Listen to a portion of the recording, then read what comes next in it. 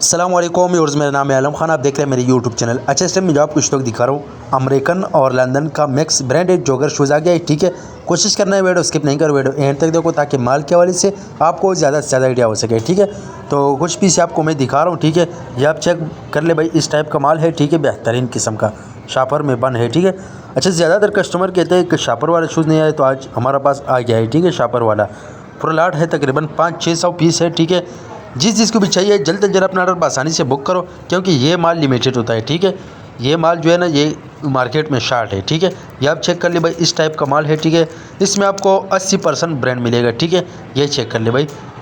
अच्छा, इसमें आपको कटा हुआ पटा हुआ डिमेज एक्सपायर पीस नहीं मिलेगा।